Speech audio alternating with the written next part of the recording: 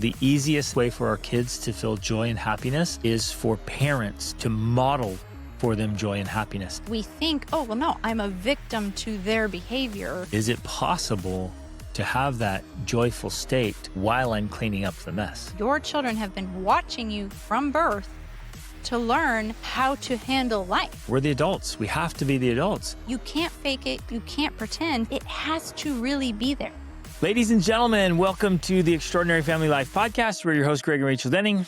Today, we're going to talk about being genuinely and truly happy and joyful and excited for life. Because if you stop and think about it, honestly, like how do you measure life and the quality of your life? How do you measure a time period or a moment or a day? Well, It's like how you feel. specifically connected to how do you measure the happiness of your children's childhood, Yes. right? It's based on what you said is how you feel. The feelings you have, the feelings your children have in everyday life, that is the essence of their childhood. Because it's coloring their experience, which then, of course, colors and paints their memories. Exactly. So, hey, what was your childhood like?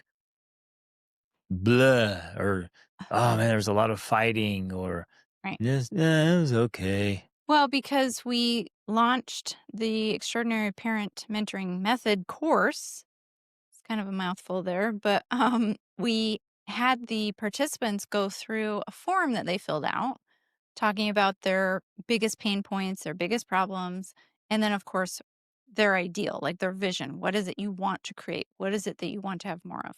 Of course, a lot of the pain points are things like sibling rivalry, sibling fights, yelling, on and on. There's a whole list. But a common denominator in everything people wanted to have included, I want to have more peace. I want to have more joy. I want to have more love, more connection in the moments of life. I want my kids to remember a positive childhood. I want them to just feel my love for them and to know that I love them. And it was interesting to me as I thought about that because of course, and I relate to this as a mom, one of the things standing in their way was this never-ending to-do list, this whole plethora of jobs and chores and charts and things that have to get done, right? And so they feel like I just can't feel the joy, the peace, the love I want to have Because I have because things to do. I've got this whole to-do list. That is, so fundamental. We got to talk about that. Yeah. So I really want to dive into that today in depth to figure it out because I realized that they're focusing on to do, right? The to-do list, it's doing. But what they want to experience is being. Right. They want to experience that feeling of peace and joy and love, which comes not from doing. Like, yeah, there's a connection there because you can do things that are acts of love or do things that bring joy. But in essence, it's a way of being. Right. And so when you develop the sense of being, you can actually feel those emotions while doing the same things. Absolutely. You don't have to change what you're doing. You change how you feel about what you're doing, and that brings more of those positive emotions into your life. Yeah. Or even you just decide and determine how I'm going to feel. And then whether there's a big to-do list tomorrow or not, like, whatever.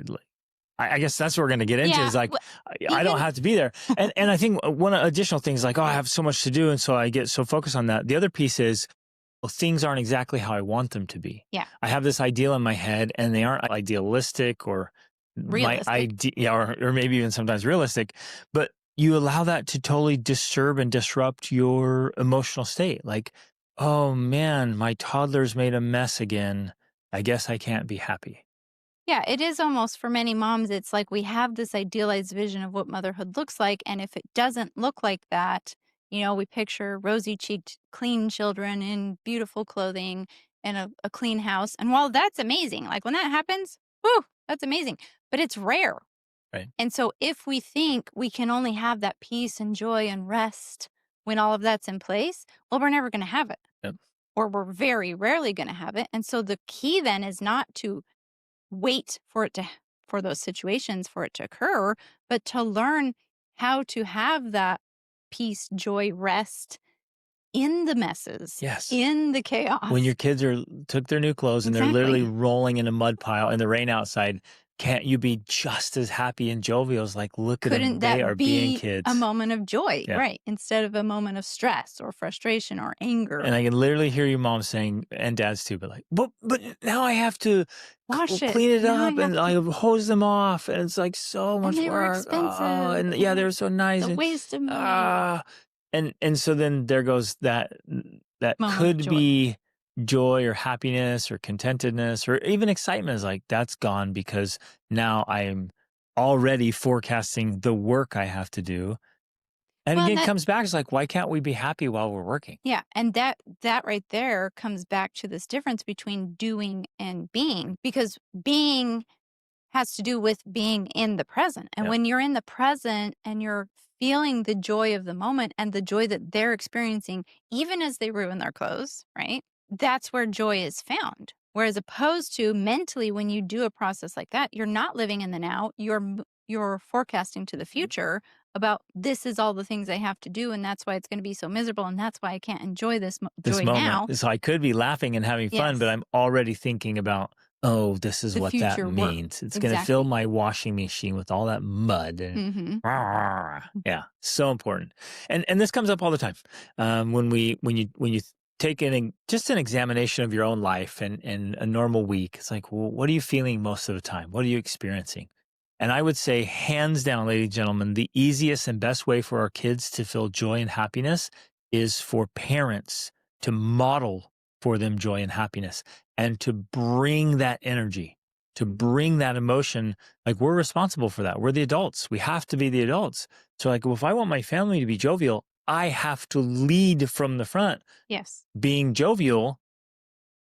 But your mind's like, but I can't because I have to pay the bills and I have to do all the deal work. with all of these children that are frustrating, that are childish. and making messes. Yeah, so and being loud. I'm supposed to be jovial, but they're disturbing my peace, right? And so we have to flip that switch in our heads. Well, and I just want to say this another way to emphasize how important this is, because when parents come to us and talk about how they want to have more joy, more peace, more love, more calm at home, rather than the chaos and anger and frustration and irritation they're having, what they don't realize, and this is the hard, uncomfortable truth, is that they are the creators of those problems. And they don't believe that, and they don't want to believe it. One, because it is painful. But two, it feels so much easier to blame it on the kids. It's like, no, they're the ones who are doing the annoying things. They're the ones who are making the messes. They're the ones that are causing this chaos and creating this anger. But the truth is, that's not true. The truth is, it's coming from us. It's starting with us. We are the ones who are either bringing that to the dynamics, right? Because it's the way we respond to the things that actually generates the anger. Which is super important because, like, I'm in my bedroom. I wake up. Wow, I feel amazing. I feel so good. I walk out and wow, the kitchen is a disaster and the kids are going after it. So then there goes all my good feelings. Right. So it feels like, contrary to what you're saying, like, Yes, how could this be me? I was fantastic. great. They ruined it. Right. That's what it feels like. Yeah. And this is why it's so difficult to understand this nuance, because even though it feels that way, that they are the ones that inflicted that emotion on you of like, okay, I was calm, I was feeling good, and now I don't because of what they did. When you begin to learn how psychology works, how emotions work, you realize that it's simply our interpretation, in another way, the story we're telling ourselves, and the meaning even we if give it's it. Even if it's instantaneous, right? Because you're like, well, I'm not telling myself a story. It's the meaning you give what is happening that causes your emotions about that thing. And it took me a while to really understand That's this. what I was just thinking about. I'm like, this is our journey. Yeah, like, wait, what is going Like, what are on we here? talking about? I don't want to be grumpy. I don't want to be upset. I don't want to be irritated. I don't want to be blah. And so we think, oh, well, no, I'm a victim to their behavior, when the reality is their behavior is simply revealing something that's already in us. Mm-hmm. The anger is already there. The frustration, the irritation, the annoyance, it's already there and they're triggering it. Mm-hmm. If it's not, and we know this because we've worked on this ourselves and we've helped clients do it. When you remove that, then you can't be triggered. And so they can do the same exact behavior and you don't respond in the same way because that trigger is gone. So let's recreate that scenario where you have a good night's rest, or even if you don't. So a couple of kids, disturb you during the night, and you're like, "Oh, I'm tired." More You're like, "You know common what? than not. Hey, I want today to be a good day, so I'm going to choose my emotion. I'm going to choose to be Which we're pleasant." going to And talk about that because some people are going to be like, what are you talking about? yeah, Just choose your emotion. yep. And You can plus, set there's the more to it. intention. So I wake up, I feel happy, and then let's say I walk out in that same scenario again. The kitchen's a mess. The kids are in there and they're duking it out over something.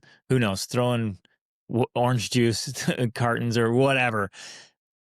The new me, after we learned how to do this, would stay peaceful, Mm-hmm. stay happy, stay jovial, and walk in and be like, "Whoa, what is going on in here?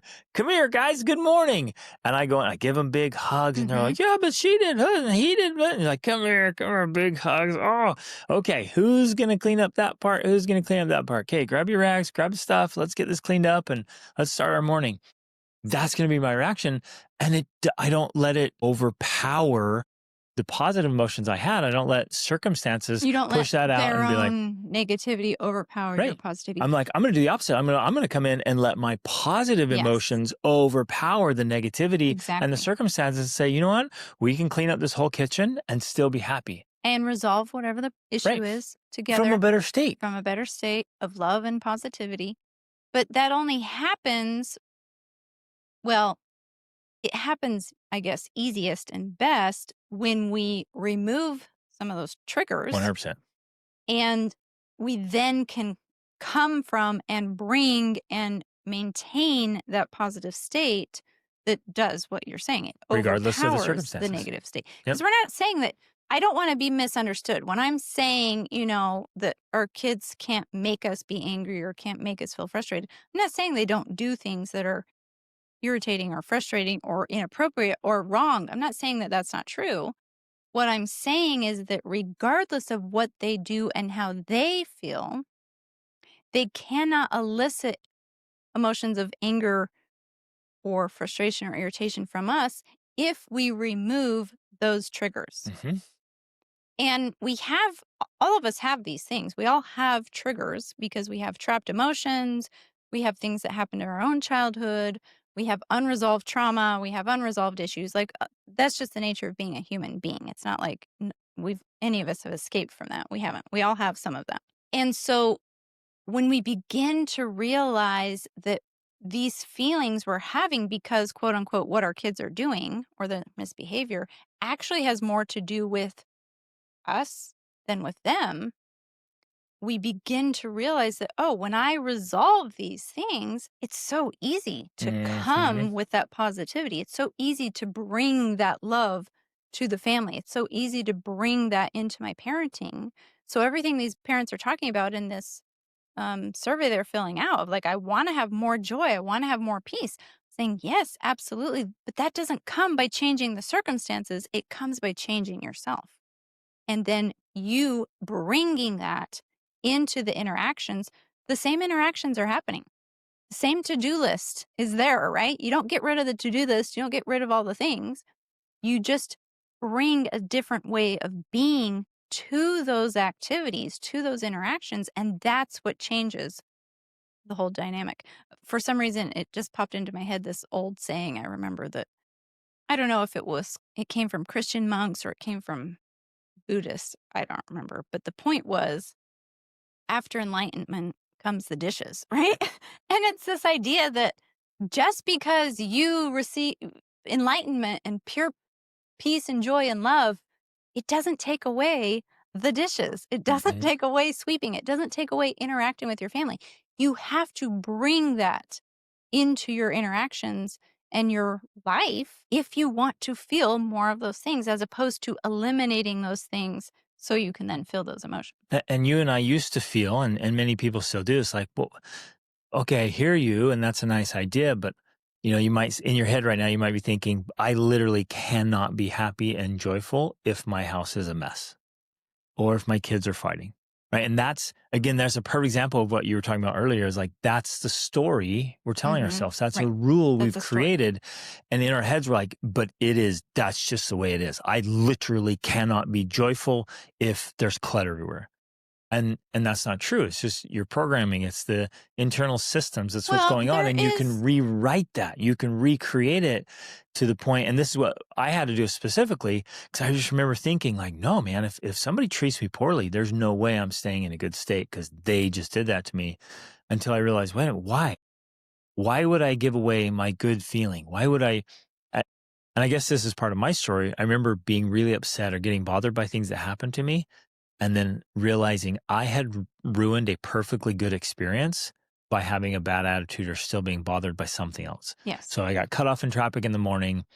I go and could have had this really cool experience, but I was sitting there fuming over it. And then afterwards, it happened a few times, and I would get, I guess, really disappointed and frustrated with myself. I'm like, man, I ruined a perfectly good experience because I was so bothered by this thing. I'm like, well, what's going on? Why? And I realized, to your point, right, removing the triggers, like, wait a minute, it's me. I'm the one that's choosing to be annoyed by small things. And if I just stop doing that, then there goes all these annoyances, and I can be more happy and joyful more often. And I know for some people, using that word, even choosing, sounds so impossible. So I definitely want to address that. But I do want to go back to your point, because I do feel that, and this is true. This is proved up by, or supported by, psychology research and other things. Yes, there are certain things that can contribute to more peace and happiness.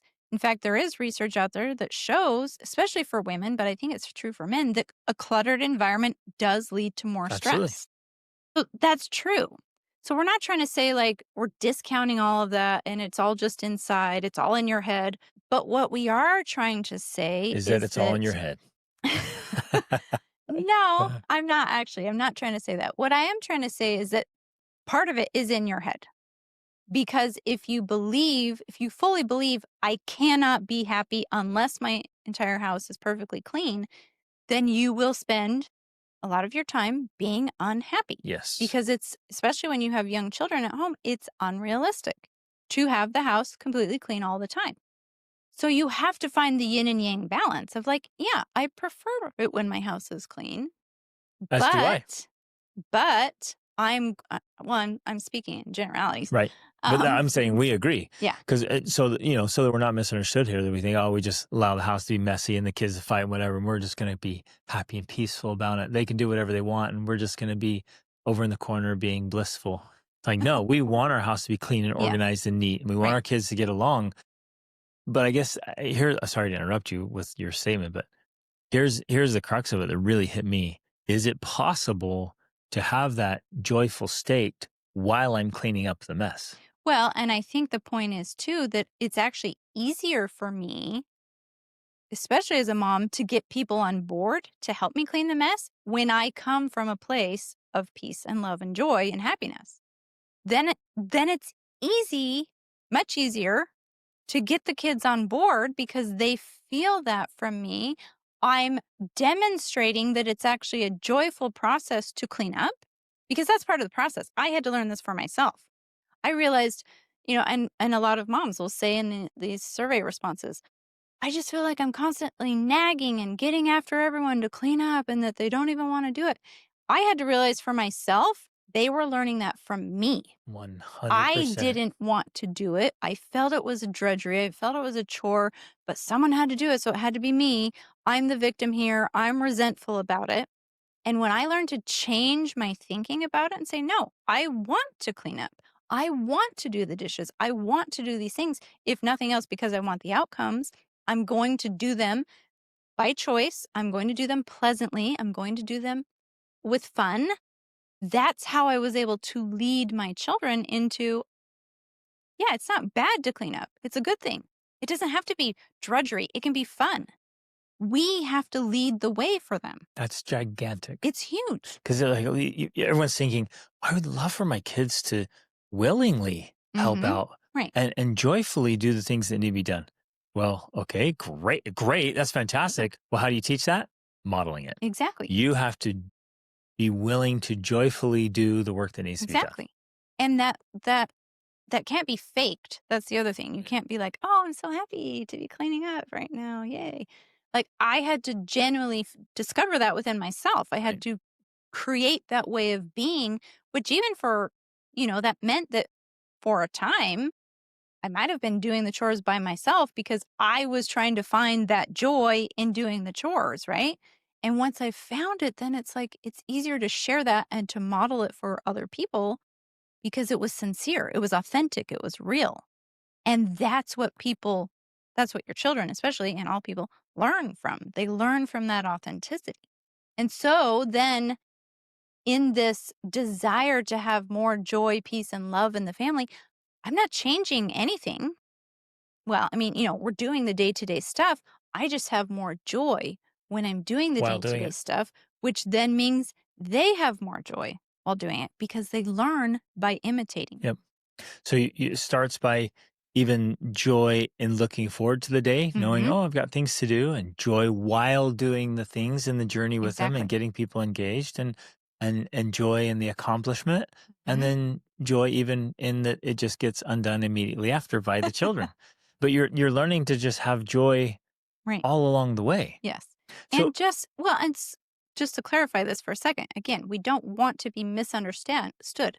This doesn't mean we never feel frustration or anger or irritation because that's life. right. You go to do something and you're like, oh my gosh, I'm trying to do this. It's supposed to be so simple. And now it's taking all these extra steps. That is life. Hmm.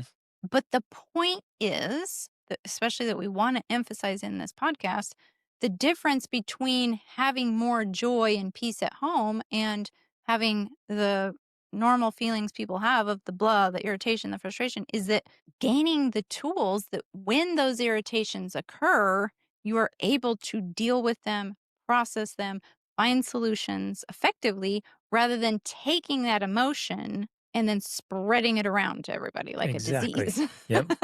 And that's what parents are That's what's doing. often They happening. they don't realize it, and they've been doing it from the very, very beginning. Mhm. They've just been, radiating out an emotional state around things, and so that's Well, just training everybody in the house of how to feel and how to experience things, and without having to ever say anything, the kids notice, "Oh, well, when we do that activity, this is what we're supposed to feel." right. Yeah, and parents don't you said, parents don't realize it and because they don't fully understand how closely our children are watching us. They don't realize that your children have been watching you from birth to learn how to handle life. Mhm. And so they are picking up about, oh, when we're irritated or annoyed or frustrated, this is what it looks like. This is how I act that out in the world. And so parents who come to us looking for help with their children of like, they keep fighting, they keep nitpicking, they keep getting after each other, they keep nagging, they keep exploding about things. We're like, well, really, they've picked that up from you because they've been watching you their entire life. How old are they? That's how long they've been watching you. Very And they're closely. simply imitating what you do, very likely exaggerating it Yep. because they lack the prefrontal cortex and the self-regulation. But that's what's happening. They're just imitating you. So the very first step to changing that is for you to learn to control it yourself. And controlling it is helped significantly by learning how to process and release and remove the triggers, or we could call them the wounds. Mhm. Because if, we've used this analogy before, but let's put it in here because it's relevant. If you have this open wound on your arm and someone bumps up against it, that's going to hurt way more than if you have no wound on your arm. If there's no wound and someone bumps it, you're like, oh, yeah, no big deal. Or in a very real way, let's say like there's some kind of emotional wound or something associated with chores or work. So then every time you're doing the dishes, every time you're doing the laundry, that wound hurts. Right. And because what it's doing is it has some negative association with something. And so then, oh, well, every time that happens, every time the kids fight, every time they make a mess, oh, there Right. goes that wound again. And oh man, Which I'm is upset. right, which is why we often feel as parents that we're overreacting to the response, right? Because again, with the analogy, if you bump it when you're healed, it's not a big deal. It was just a little bump and you're like, no big deal. Everything's fine. It's okay. But with that wound there, now it's extra painful. You respond with this strong emotion Yeah. because of the wound or the trigger. So when we can remove those, then the regular behaviors that our children are doing, it doesn't cause us To that overreact. that severe response. Yeah. And this made such a big difference in my own parenting because I people would ask me like, "Well, how do you?" It took me a while to figure out that this is what had happened because they're like, "How do you stay so patient? How do you not get upset?" And I realized it was because I had gone through this process of removing my triggers, removing my healing my wounds, so that when my children did the things that were previously irritating, I didn't have to respond in irritation. I was able to be more objective, was able to view it from a place of curiosity, interest, love, and then respond in a way that was effective rather than reacting with negative emotion. For me, I did that same thing because I had to go through and do all that internal processing for me. But I remember another experience. This was early in our marriage. I can't remember. I read a couple of different biographies and some personal development books, heard some discourses, and finally one day it just clicked. Wait a minute. This experience or this situation is going to happen. Now I get to For example, choose. my kids are going to make a mess. Right. So Like you pick can't get away something from so it. simple. Well, even more fundamental is like if I eat, I have to clean up afterwards. There's going to be dishes and pots and pans that need to Yeah. be washed. If I wear clothes, like I have to do the laundry. Hmm. And even if I'm like, I'm never going to wear the same thing twice, then I have to do a lot of shopping and pulling tags off, whatever. So just being alive requires work. Requires So then chores. they'll say, okay, let's just say pretty fair assessment here. We're all going to have to wash dishes pretty regularly in life and do laundry. Let's just take those two. So if I were to add up, like how much time in an entire lifetime are you going to spend washing dishes and doing laundry? It's like, wow, that could be a pretty big number, but it has to be done. So at the most fundamental level, I'm going to do it no matter what. Do I want to be happy while I'm doing it or do I want to be frustrated and resentful? And right there, that's that choice that we've been talking about. I thought, well, do I want to be grumpy? Do I want to be upset? Do I want to be unpleasant? I don't. I want to be At happy. least not, especially not for that many hours of your lifetime. Well, because it starts adding up. You're like, well, Right. It how much does. time am I going to spend sweeping and vacuuming? And even if you hire and outsource and you have help, it's great. Okay, there's things you have to do. Right. Like, and am I going to be grumpy every time there's something that I quote have to do, just even to maintain life? Hmm. Like, no, man, I want to be happy most of the time because I like being happy. It feels good to be joyful and pleasant. So I'm like, wait a minute. Well, why not just choose that? Tomorrow, I'm going to have to do dishes. And tomorrow, my kids are going to make a mess I'm going to have to clean up. So now I'm going to choose today how I'm going to go into that state, knowing that that's going to happen. And that was just an absolute game changer for me. Like, I can do it. I had to mentally foresee it because otherwise it kind of was hilarious, ridiculous. It keeps catching you off guard. Oh my Like, gosh, there's what? dishes in the sink again. How did this this happen? We literally cleaned them yesterday. I told you not to leave the dishes. And there they are, right? So you know it's going to happen. It's like, wait a minute, why not just be pleasant? Why not? So you talked about controlling those emotions is critical. And then the second piece is directing them. Like I'm going to choose to have a positive emotion while those things happen and while I'm doing them. Well, especially because in essence, those moments, all of those moments you're describing are what make up life. Like that is the sum total of life is all the moments you live. And so if you think that the only moments that you can be happy, like we talked about before, is when everything's perfect and clean, well, you're going to have very few of those moments. So you're going to have very little happiness. The way to switch that is to be like, I see that the moments of life create my life, you know, So if I choose to be happier in more of those moments, I will then by default have more happiness in my life. Now, there are a couple things though that you're talking about here about choosing and it, I don't know why. Maybe it's because I'm a woman and I feel that because of hormones and whatnot, I'm more of a, for lack of a better word, a victim to my emotions, that it's not always easier for me to choose my emotions. For me, it's more a process of processing, I think. I have to process and remove negative emotions before I have any space in there for positive emotions. Or even more, I have to be intentional about doing specific things that generate positive emotion. I don't I don't think I So have the it's a ability. choice to get there instead of a choice to immediately be there. Exactly. Yeah, Right. I like that. I feel like I can't automatically go into any situation and be like, oh, I'm going to choose happiness right now. And it's there. It's not. That doesn't work like that for me. I can do what you talked about. I can take a space where I'm like, okay, I'm going to look at how I spend every single day doing dishes or cleaning up or, I do these things. And so over time, yes, I want to choose more happiness in more of those moments so I can have more happiness in my life. I can do that process. But then when it comes to the direct application of that, if I come into a moment and I'm feeling those emotions, I can't just be like, oh, I choose happiness. I have to do something to process and remove that negative emotion so I have space to bring in the I positive love one. that. I think I've become so good at this that it feels immediate, but what I'm doing is I'm You're processing doing it quickly. fast. Yeah. Yeah.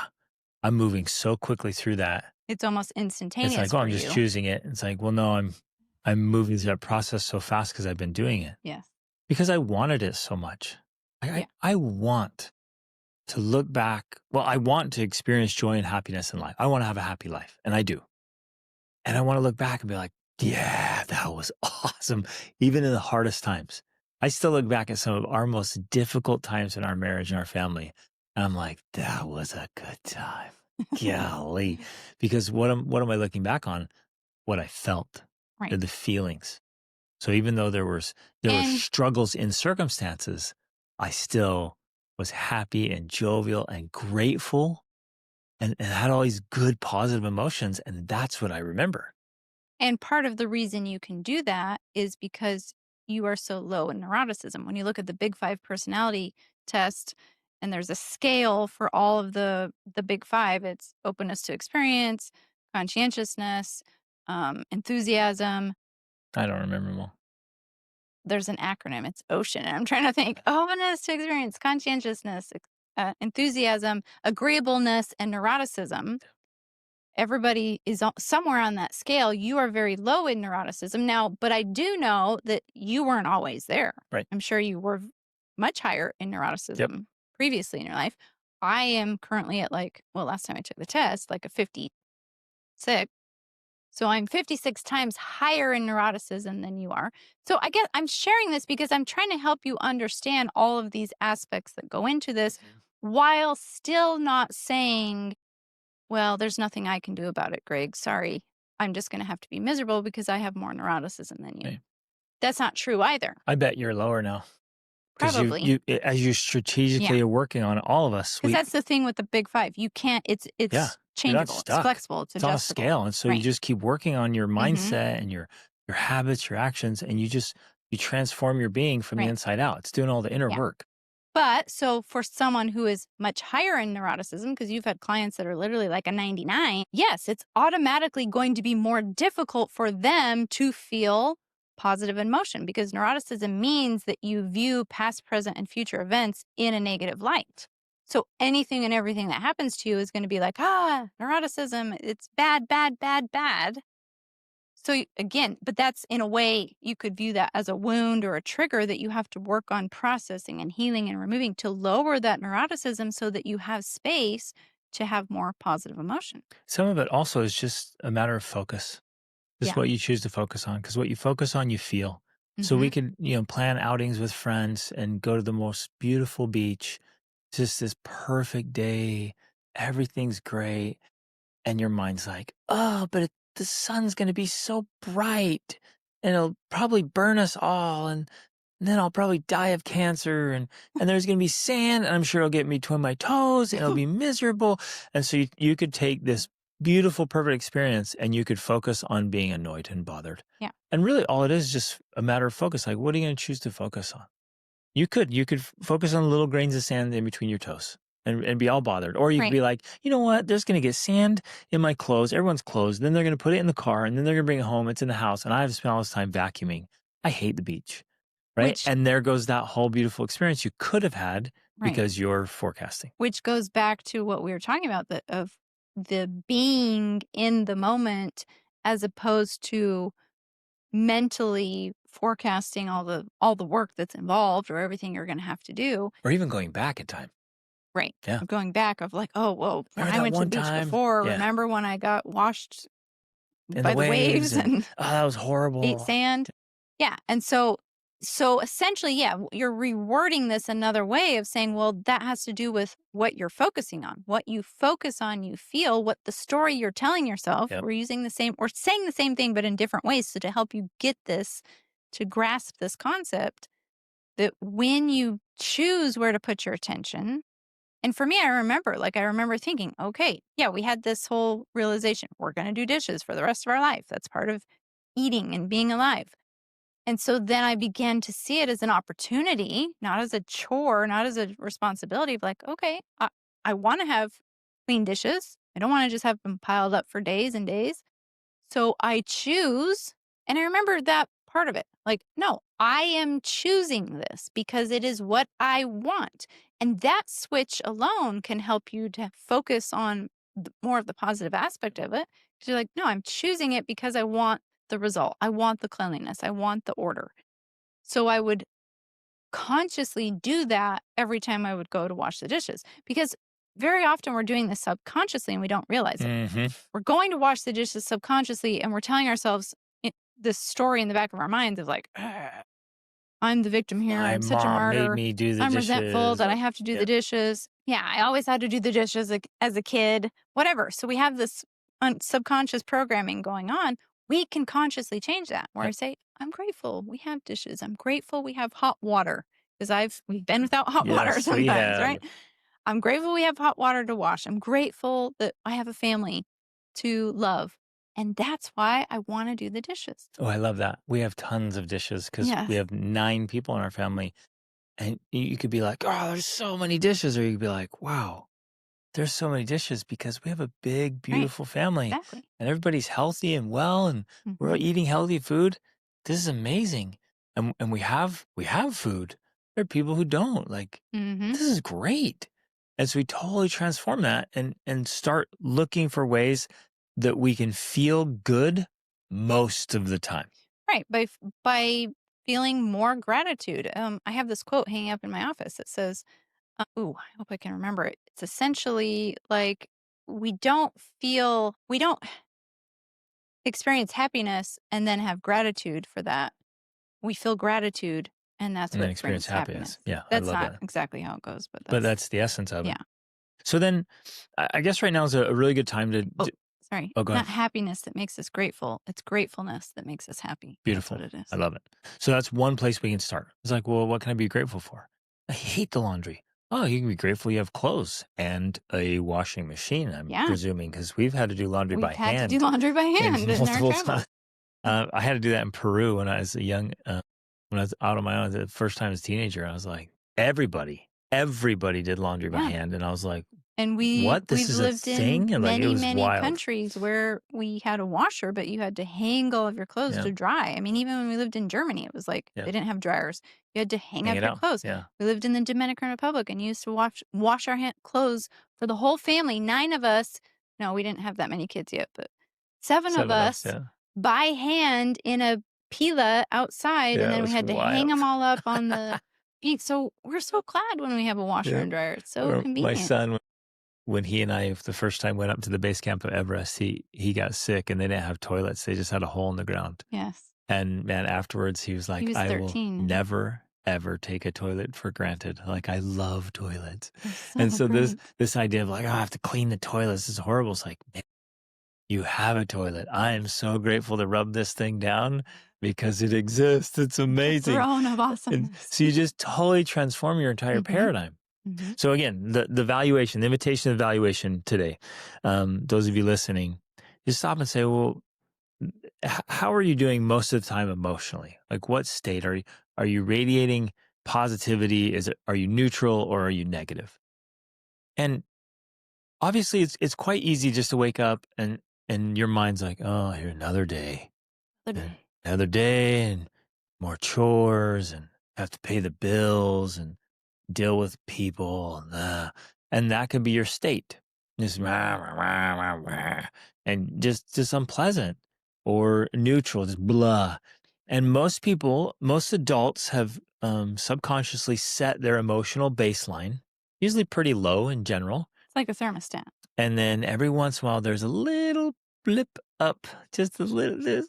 Oh, that was kind of cool. Oh, I felt happy for a second there before the kids woke up or after they went to blip, blip, blip. And then these big dips down. Oh, I was so upset. I'm so angry. I'm so frustrated. I'm so disappointed. I'm so discouraged. And so for the most part, it's pretty flatlined with blah, with a few little blips up to positive emotions and big hits down negative. Our invitation is change that. Raise that thermostat, raise that emotional baseline where you're pleasant and positive most of the time. And a lot of your big emotions are going up. Wow, that concert was off the charts. Wow, that day at the beach was incredible. Wow, we just went scuba diving and had these great memories together. Well, and Wow. before you get too into all the exciting things you can do, because I want to bring it back to the daily life. But why can't it be exciting? Well, it can be, but to emphasize the point we're trying to make in this episode is yes, you should do those things. Those things are 100%. awesome. They Yep. should be a part of your life. But you can feel more joy in the daily moments, Yep. even in the chores and the routines and and I want to say grind, but the point is we're trying to switch it. It's not a grind. It becomes we need a new word. Like It's just it's a meditation or it's a practice the labor or of a labor of love. love. Exactly. Right? Like you can have more joy in those moments. And that to me, at least as a mother, yeah, I like to go skydiving. I like to go on trips. I love to travel. I do. But when I have more joy at home, that's what matters most to me because that's where I thrive. That's where I spend most of my time still. That's where I want the real joy. That's where I want the peace because that's where I am and that's the heart of our family. Mm-hmm. So to me, it's more about that than about adding I think all it's of this stuff yeah, because it's great. a great point. It's still great stuff. And I love all of it. Like I love our breakfast and devotional together. I look forward to it. So every morning I wake up and I look forward to that. I love working out and exercising as a family. I love going out and doing chores outside and, getting my dogs out and making things better and working on projects. I love that. I love having conversations with the kids. I love reading to our kids. I love discussing great books with the kids. I love doing cool projects with the kids. I love all of that. And I'm allowing myself to feel all these positive emotions, even in some of the quote smaller things.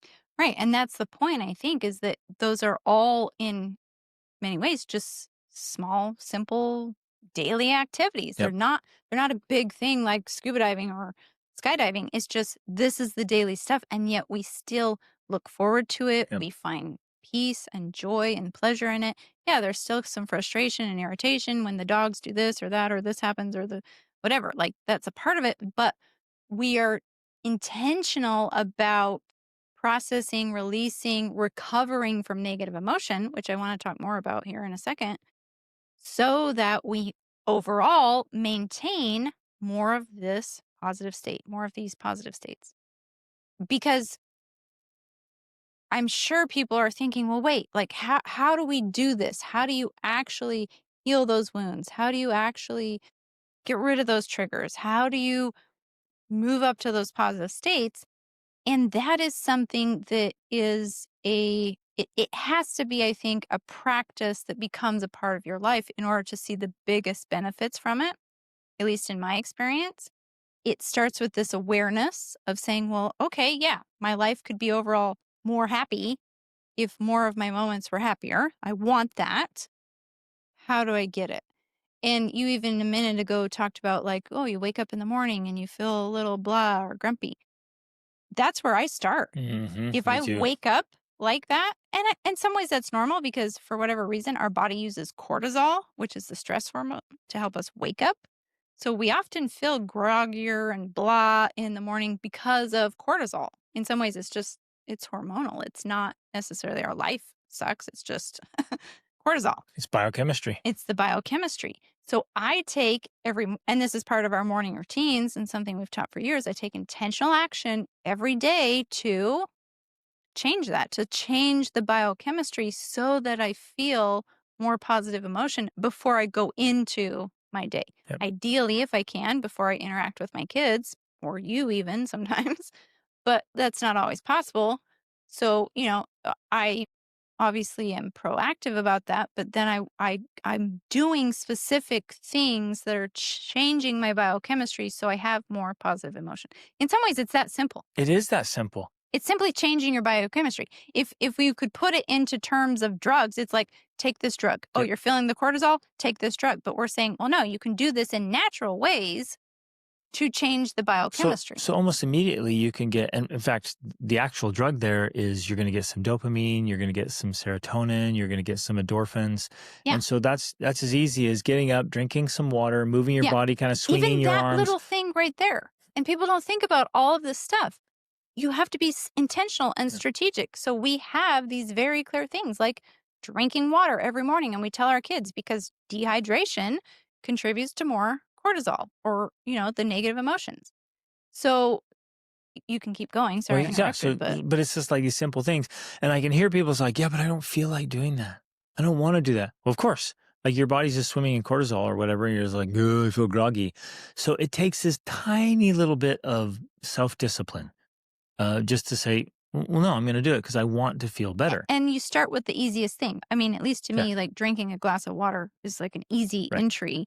And that automatically is going to help start changing your biochemistry 100%. because you're rehydrating your body. And then while you're there, take a drink of water and then just take 5 really deep breaths. Yeah. Do that 5 times already. You're going to start feeling you're better. changing. And then if you can, step outside. Just get outside if there's some sunlight out there. And if you can go out and just do just a little bit of movement, yoga, stretching, something in sunlight, now you're getting some rays coming in. I even do something as simple as like I just move my arms back and forth like this in the bathroom. Yep. I go in and use the bathroom and I'm like, I just go like this because that little bit of movement starts to wake you up. Starts to change your biochemistry. Your body's like, oh, okay, yeah, let's create some different hormones here. Then if you can do some jumping jacks or actually get a workout in, go for a run or a walk or a bike ride, wow. Before I do that, though, I actually spend time meditating.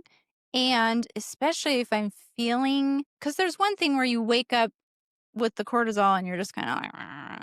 But then sometimes I wake up feeling negative emotions. Maybe I'm feeling stressed or worried or overwhelmed or whatever. I actually take time to process that then before I go into the day. And is that for you, is that more of a feeling or thought patterns? I mean, they're so closely related. So when you wake up feeling like that, are you noticing your brain worrying about things, stressing about things, or is that which one comes first? Or it's difficult to say. It's like the chicken or the egg, right? And especially if I wake up, because oftentimes it could be directly connected to maybe what I was thinking about before I went to bed or dreams I was having, or sometimes, maybe, I don't know if this is just me thing. No, it's not. Maybe it's a woman thing. I feel like I sleep with part of my brain on. And so my brain's thinking about things while I'm sleeping. And so I wake up because, as we talk about the body, the brain and body are a pharmacy, it's created all of these hormones and emotions while I was asleep so I can wake up with them, right? It's not like I'm waking up with a clean slate. It's carried over from the night before or during the night. So in that case, then I'm intentional about, okay, I'm going to process this because it, for most of us, it's very inarticulate. Like Right. it's a feeling or an emotion that's not connected to specific thoughts. So if I can concretize those thoughts, if I can write it out and say, like, oh, well, I'm feeling anxious because I'm worried about XYZ happening today or next week, I'm bringing solidity to those emotions, which then allows me to either come up with a plan. Okay, well, I'm going to do this so that I don't have to worry about it because I can take this action to solve that problem, or, process it and release it because it's out of my control. Right. But you have to bring that awareness to it in order to. Well, basically, you're just taking it and setting it on the table. Exactly. So you can see it. You can know, oh, this is what's Hmm. going on. Like, oh, I don't need to worry about that. I can dismiss it. Or like, Yeah. okay, Or now I actually, see there's it. an action step I Here's can what I do. can do about it. Yeah. Yeah, So exactly. so it solves the problem rather, because what happens for too many of us, and I know because it used to happen to me and still does if I don't take this action, is instead I have these just emotions and they're just running in the background, right? Kind of like on your computer. And it's just there and it's burning up bandwidth, it's using up energy, it's using up um will. Like Well, you're. it disrupts the positive emotional state you could have. So Well, of it's course, just kind of because it's anytime robbing you you're of your joy. using up the energy, it's just like a computer or your Yeah. phone. If you have too many apps open, your phone can't work as well because it's processing. All of that processing is going on in the background. So the same thing is happening to us. If we don't process those emotions and do something with them or get rid of them, they're just running in the background Yeah. and taking energy from what could be put into joy Yeah. or love or peace. And the other thing I wanted to emphasize is because, and I'm can't think of the right word, but like we have, um it's not discipline, every single Self mastery, self control. discipline. There's another word I want to use, but I can't think of it. Like we have this ability to self discipline, but it's a renewable resource, but we can also use it up. So it's generally stronger in the morning. There's a better word for it. Um, and then as we use it throughout the day, we kind of use it up. And so it's more difficult for us to be self disciplined and like, control your cravings or whatever Right. later in the evening. Yeah. Willpower. Yeah. I guess willpower yeah, that's a good way of thinking about it. But so that also is being used up with this energy processing in the background. It's like depleting your resources, Hmm. depleting your willpower so that you don't have the ability to respond with as much patience Right. or to not eat the food you shouldn't be eating or, XYZ. I love how you're articulating that there's a lot of subconscious things going on that are Yeah. just keeping us in a blah state or in a negative state. Mm-hmm. And just Just as they're taking a running few in the background. moments to just clear those out. Yeah. It's like, no, wow, now I got a clean slate and I've got all my energy and all my resources available here. Mm-hmm. Wow, now I can really lean into being a positive force and bringing Well, all kinds of good energy to my family. it's just so much easier that way. Right. Like for me, I've gotten to the point where I can't do it the other way because the other way is just, it's incongruent, it's fake, it's not authentic.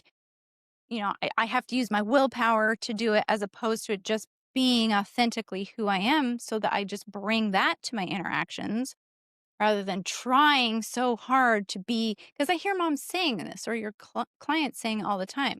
They'll be like, well, are you interacting with your children with peace and calm? And they're like, well, I'm trying to be calm. And I'm like, trying to be calm is not the same as actually being calm. There's a difference. And that's where I think too many parents are failing. Yep. They're trying to be calm. They're Or happy. trying to be happy. They're trying to be patient. That's not the same. They're do or do not. There is no try, right? You're either calm or you're not.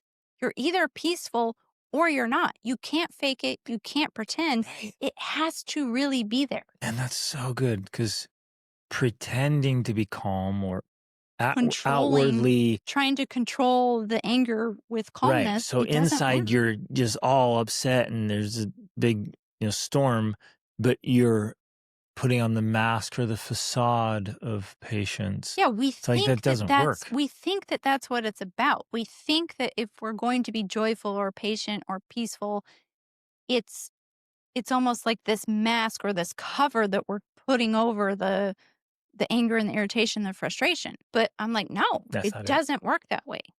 Move all of It's that, like the and parent what's who left is the peace. it's like the parent who pretends to love family life, love having kids. Oh, this is the best. All the while, just so resentful and so bitter, and just angry and upset about all the little things that come with family life. And what a tragedy! What a waste!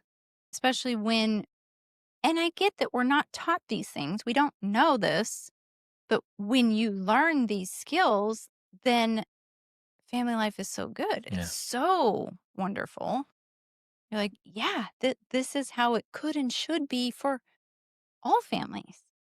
But we have to learn the skills of removing everything that's standing in our way and blocking us from that and using up our energy and our bandwidth so we can let the authentic self radiate, which is, and we teach this all the time, and I truly believe it. Like when you fulfill the needs and remove the blocks, what's left is a person, whether that's a parent or a child, that wants to be happy and peaceful and calm and connected. That's what's left. That is the authenticity. That's the authentic seed of family life when everything else is removed out of the way. And when we do it well, like we're setting up our kids to think, well, this is just how life is done. Exactly. And we are doing them the greatest favor we can possibly do them because they don't have to undo all the other stuff and unlearn all the bad Undo as habits much. and unpack it, right? There's still going to be a little. But in general, if they just learn the way of happiness, Mm-hmm. then they just go Well, into life. There is no way to happiness. Happiness is the way. Remember, that's what Buddha says. But that's what we're talking about. Right. That when we remove the blocks and then allow the happiness to shine through, happiness is the way Yep. to what it is we want. And that's what that's what we get to enjoy. And that's what they get to enjoy. It's even easier for them because they think, well, no, this is just, because it's modeled. this is the better way to do life. We have to pay the bills. We have to eat well and sleep and try to get good sleep and do all the stuff and things just to maintain life. So might as well be joyful about them. So our invitation today is raise that emotional baseline. Process the negative emotions. Yeah, get rid of those negative emotions, any stuck emotions, do the Journaling healing. is a fantastic way to do it. Exercise. Yep. Just let them go. Boxing. But there is a mental element, and once you do it, you'll realize, okay, it was easier than I thought. And when you're on this side of it, it looks hard. When you're on the other side of it, you're like, okay, that was easy. I get it. But at some point, you literally just get to choose. I heard this metaphor recently it's like a jukebox. Those old jukeboxes, you'd push a button and it would take one CD over and put it in play. And you're like, I don't like that one. And it would grab that, take it off, and put it back, and it'd grab one you like. And we can do that in our minds. It's like, well, wait a minute, I don't like this one. It's not serving me. I'm gonna take it and I'm gonna throw it away. And literally, I'm gonna grab it and I'm gonna throw it out because I don't want that there. It's disrupting my moments because I'm holding on to this thing and I don't like that. So I'm going to get rid of it and replace it with something I do like. Well, I do like the analogy and I want to expound on it because you've got this jukebox and sometimes that's what's happening. People are pushing the wrong buttons and they're playing the song you don't want to play. But part of what I'm talking about here, because you're right, we have choice and we can choose. I want to play this song because I like it better.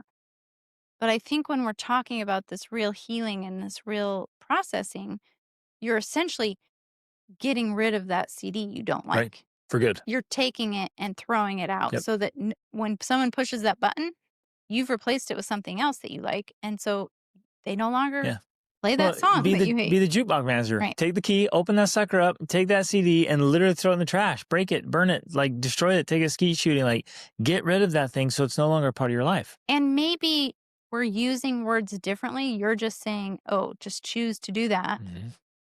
And I'm saying, well, because to me, choice is pushing which button.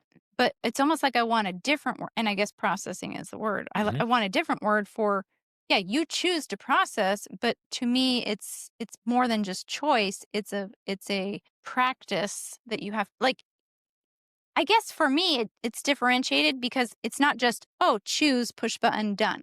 It's a process of doing something. Mm-hmm. The processing requires that you do something. You either journal about it and write about it. You talk to someone about it. You go you punch a punching bag. Like you do something that's intentional about, I've identified this emotion and I'm going to work through my feelings around it. I'm going to articulate it Until it's until removed. it's gone Yeah. in the garbage like that Yes, CD. exactly. So to me, that's why I want to use a different word than choice, because I make the choice to do that, but I also have to do the work to do it. Yep. Love it. It's not just a one-time choose done. Sometimes Over.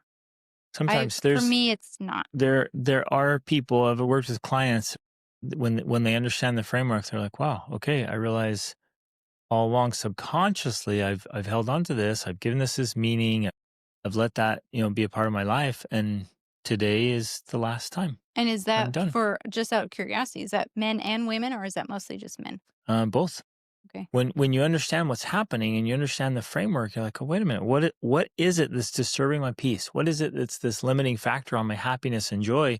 And when you get down and identify it, you're like, oh, it's because of this is the story I've been telling myself, or the meaning I've been giving it. The meaning behind cleaning up the house. Oh, great, I'm just a slave and a servant around here, and nobody cares or appreciates me, and I'm and you just tell a story. And it's like, wait a minute, is that true? Well, no, it's not true. So I'm going to stop today. I'm literally going to stop believing that.